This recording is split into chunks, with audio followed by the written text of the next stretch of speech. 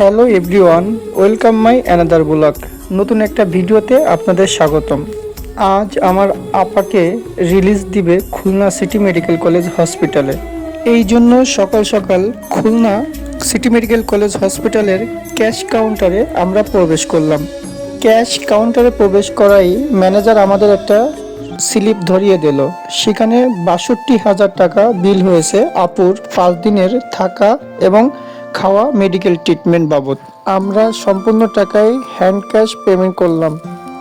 Hospital কর্তৃপক্ষ আপার সকল documents ready করতেছে এবং আপার টোটাল ডাটা তাদের কম্পিউটারে এন্ট্রি করে রেখে দিল।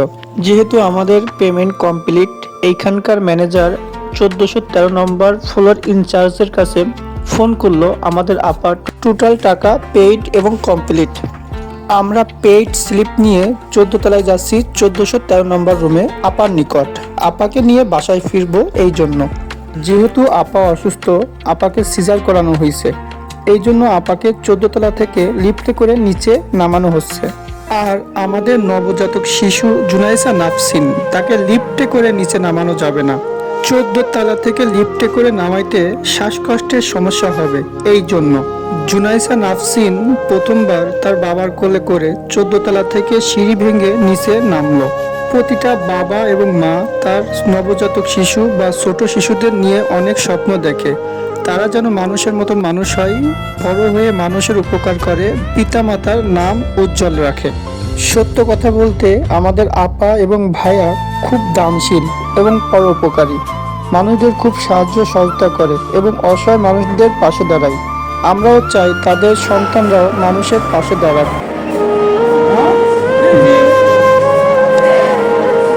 এই হাসি এবং এই মুহূর্তটা খুবই গুরুত্বপূর্ণ। এটি মনে হয় পৃথিবীর শ্রেষ্ঠ হাসি এবং কোটি টাকার থেকে গুরুত্বপূর্ণ এবং মূল্যবান সম্পদ। আপাকে সিটি মেডিকেল থেকে রিলিজ দিতে দিতে প্রায় ১২টা ৪৫ বেজে গিয়েছে। এই জন্য আমরা খুলনা সিটি মেডিকেলের ক্যান্টিন থেকে কিছু কেক ক্রয় করে নিলাম। খুলনা সিটি মেডিকেল কলেজের ক্যান্টিনের খাবার অন্য বাইরের খাবারের তুলনায় খুব ভালো এবং দামটাও খুব রিজনেবলের ভিতর।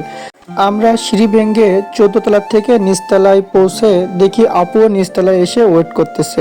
খুলনা সিটি মেডিকেলের সকল স্টাফদের অসংখ্য ধন্যবাদ, তাদের ব্যবহার আচরণ খুবই ভালো। অলরেডি আমরা আমাদের গাড়িকে ফোন দিয়েছিলাম, দেখতে দেখতে গাড়িটিও আমাদের গ্রাউন্ড ফ্লোরে চলে আসলো। খুলনা সিটি মেডিকেল কলেজের ওয়ার্ড বয় এবং মামারা আমাদের ব্যাগগুলো গাড়িতে উঠিয়ে দিল। যেহেতু আপা খুব অসুস্থ, আপাকে সিজার করানো হয়েছে, এই জন্য খুব সাবধানে এবং সতর্কতার সাথে ভাইয়া আপাকে আস্তে আস্তে করে গাড়িতে উঠিয়ে দিচ্ছে। Khulna city medical college hospital একটি বেসরকারি হসপিটাল। এটি রাজশাহী বিশ্ববিদ্যালয় প্রাতিষ্ঠানিক অধিভুক্ত। খুলনা সিটি মেডিকেল কলেজের chairman doctor Syed Abu Afsar. Khulna city medical college hospital প্রতিষ্ঠিত হয় ২০১৮ সালে। ২০১৮ সাল থেকে এখন পর্যন্ত রোগীদের সাথে মানবিক সেবা এবং সততার সাথে ব্যবসা এবং সেবা কার্যক্রম চালিয়ে আসছে। আমরা এখন আমাদের আপু এবং নবজাতক শিশু জুনাইসা নাফসিনকে নিয়ে বাড়ির উদ্দেশ্যে রওনা হইলাম। যেহেতু খুলনা একটি বিভাগীয় শহর, সুতরাং খুলনা জেলা শহরে আমার জানা মতে রাস্তায় দুর্ঘটনা ব্যতীত এবং গাড়ির ইঞ্জিন চালিত সমস্যার কারণ ব্যতীত যানজট খুব কম হয়। খুলনা একটি পরিচ্ছন্ন নগরী এবং সবুজে ঘেরা অরণ্য শহর। গাড়িতে বসে আমরা সবাই ডিসকাস করতেছিলাম বাসায় যারা আছে তারা বাবুকে দেখে কত না খুশি এবং আনন্দ হবে। আমাদের নবজাতক শিশু জুনাইসা নাফসিন এতদিন খুলনা শহরের ১৪ তলা হসপিটালের উপরে ছিল, সূর্যের আলো বাতাস থেকে দূরে ছিল। ৭ দিন পর সূর্যের আলো গায়ে লাগছে এবং শীতের হিমেল বাতাস গায়ে প্রবাহিত হচ্ছে। খুলনা সিটি মেডিকেল কলেজ হসপিটালের ক্যান্টিন থেকে আমরা যে কেকটি কিনেছিলাম, এই কেকটি আমরা গাড়িতে বসে খেয়ে নিলাম, কারণ আমাদের বাসায় পৌঁছাইতে দুপুর ২টা থেকে ৩টা বেজে যাবে। এই জন্য আমরা ভেবেছিলাম দুপুরের লাঞ্চ খুলনার কোনো রেস্টুরেন্ট থেকে খেয়ে বাসার উদ্দেশ্যে রওনা দিব। কিন্তু আমাদের বাসার অন্য লোকেরা এতবার ফোন দিচ্ছিল যে নবজাতক শিশু জুনাইসা নাফসিনকে দেখার জন্য অধীর আগ্রহে বসেছিল। এই জন্য আমরা কোথাও লাঞ্চ না করে গাড়িতে হালকা নাস্তা করে বাসার উদ্দেশ্যে রওনা হইলাম। আমাদের খুলনা বিভাগীয় শহর, এটি দক্ষিণ পশ্চিম অঞ্চলে অবস্থিত। খুলনা বিভাগ গঠিত হয়েছে 10টি জেলা নিয়ে। এই 10টি জেলার কেন্দ্রীয় শহর হচ্ছে খুলনা বিভাগ। ঢাকা ও চট্টগ্রাম শহরের পরে এটি বাংলাদেশের তৃতীয় বৃহত্তম শহর। এটি বাংলাদেশের বিভাগীয় শহরগুলোর মধ্যে অন্যতম। খুলনা বাংলাদেশের দক্ষিণ পশ্চিম অঞ্চলে রূপসা, ভৈরব এবং ময়ূর নদীর তীর জুড়ে অবস্থিত। বাংলাদেশের প্রাচীনতম এবং ব্যস্ততম নদী বন্দরগুলোর মধ্যে অন্যতম হচ্ছে খুলনা নদী বন্দর। খুলনা বাংলাদেশের অন্যতম শিল্প ও বাণিজ্যিক এলাকা হওয়ায় খুলনাকে শিল্পনগরী হিসেবে ডাকা হয়। খুলনা শহরের মোট আয়তন 150 বর্গ কিলোমিটার। বর্তমানে এই শহরে মোট জনসংখ্যা প্রায় 15 লাখের মতো। খুলনা শহরে প্রায় 90% মানুষ ইসলাম এবং 8% মানুষ হিন্দু ধর্মের অনুসারী। খুলনা শহরের একজন সাধারণ মানুষের দৈনিক মাথাপিছু আয় 21,044 মার্কিন ডলার। খুলনা শহরের মানুষের পছন্দের খেলা হচ্ছে ক্রিকেট এবং খুলনা শহরের জনপ্রিয় টিম হচ্ছে খুলনা টাইগার্স, যা বিপিএল এর একটি ফ্র্যাঞ্চাইজি টিম। খুলনা শহরের সবথেকে উঁচু তালা হচ্ছে মোবেন্টিং হোটেল অ্যান্ড রিসোর্টস, যা খুলনা শহরের সবথেকে উঁচু ভবনের মধ্যে একটি। বিল্ডিংটির উচ্চতা হচ্ছে 462 ফুট এবং ফ্লোর হচ্ছে 21 তলা বিশিষ্ট। এতক্ষণ আপনাদের খুলনা শহর নিয়ে কিছু গুরুত্বপূর্ণ তথ্য দিলাম। যেহেতু আমরা নাফসিনকে নিয়ে বাড়ি যাচ্ছি, বাড়ির মানুষ কতই না আনন্দ এবং খুশিতে আছে। তারা আমাদের বারবার ফোন দিচ্ছে আর কত সময় লাগবে আমাদের বাড়ি পৌঁছাইতে। তারা নাকি আমাদের জন্য একটা সারপ্রাইজ রাখছে। বারবার বলতেছি সারপ্রাইজটা কি আমাদের বলতে, কিন্তু তারা কখনোই স্বীকার করতেছে না।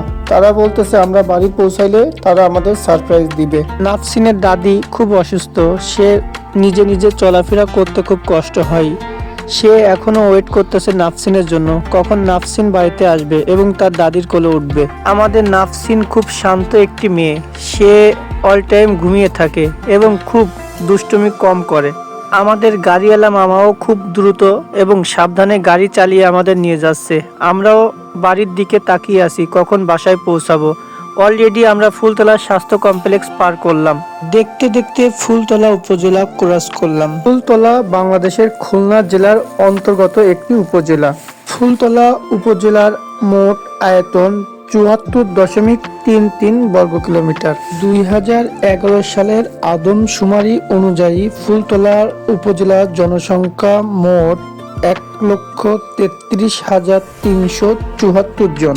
দেখতে দেখতে আমাদের আকিজ সিটিতে চলে আসলাম। অভয়নগর মানুষের কাছে আকিজ সিটি সেন্টার একটা স্বপ্নের শপিং মল। আকিজ সিটি সেন্টারের এক ছাদের নিচে দৈনন্দিন প্রয়োজনীয় জিনিস, আসবাবপত্র, পোশাক, জুতা এবং খাবার সহ নিত্য প্রয়োজনীয় জিনিস সাধারণ মানুষের ক্রয় ক্ষমতার ভিতরে থাকে।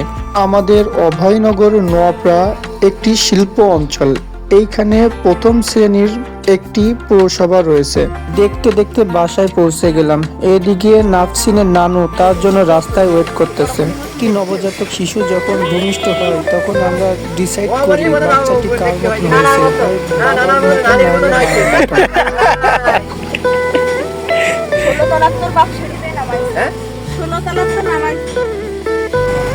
নানু ভাই আইছে, দেখো নানু আইছে, চুল দেখো মাথায় চুলির গাদা নিয়ে আইছে।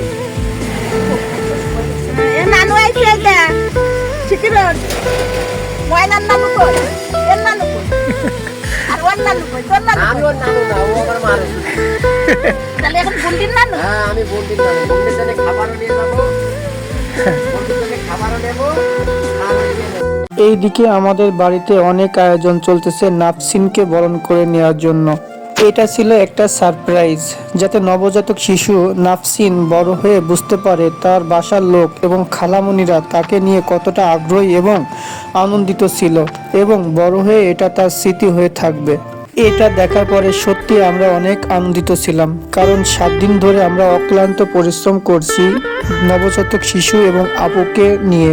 কারণ অনেক টেনশনে ছিলাম। তাদের এই ছোটখাটো সুন্দর মুহূর্তগুলো আমাদের অনেক আনন্দিত করছে। আমাদের নাফসিনের জন্য সকলেই দোয়া করবেন। সকলকে ধন্যবাদ ভিডিওটি সাথে থাকার জন্য।